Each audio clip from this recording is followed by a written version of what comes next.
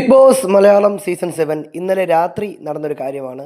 വളരെ ഫണ്ണായിട്ടുള്ള കാര്യമാണ്. അതായത് നമ്മുടെ ബിന്നിയും അഭിലാഷും സാബുമാനൊക്കെ അവിടെ സംസാരിച്ചു കൊണ്ടിരിക്കുന്ന സമയത്ത് നമ്മുടെ ക്യാപ്റ്റൻ നെവിൻ അവിടേക്ക് കടന്നു വരുന്നുണ്ട്.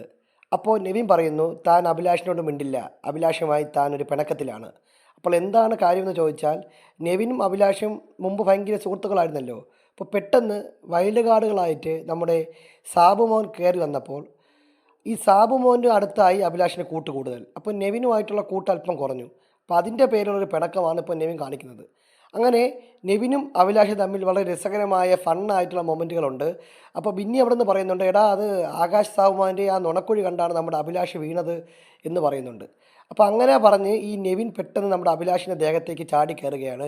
എന്നിട്ട് അഭിലാഷിനെ കടിക്കും ഇടിക്കും എന്നൊക്കെ പറഞ്ഞ് ഇവർ രണ്ടുപേരും തമ്മിലുള്ളൊരു ഫണ്ണായിട്ടുള്ള മൊമെൻറ്റ് ഇന്നലെ രാത്രി നമുക്ക് കാണാൻ പറ്റി. ഈ ബിഗ് ബോസ് വീട്ടിൽ എപ്പോഴും അടിയും വഴക്കൊന്നും അല്ലാതെ ഇത്തരത്തിൽ രസകരമായിട്ടുള്ള സംഭവങ്ങൾ നടക്കാറുണ്ട് എന്ന് പ്രേക്ഷകരെ ബോധിപ്പിക്കാൻ വേണ്ടിയാണ് ഇപ്പോൾ ഇങ്ങനൊരു വീഡിയോ. അതായത് അവിടെ അഭിലാഷിൻ്റെ ദേഹത്ത് കയറിയിട്ട് അപ്പോൾ അഭിലാഷ് പറയുന്നുണ്ട്, എടാ എൻ്റെ പിറം നൊന്താ ഞാൻ നിന്നെ അടിക്കുമെന്നൊക്കെ പറഞ്ഞ് തമാശ പറയുന്നുണ്ട്.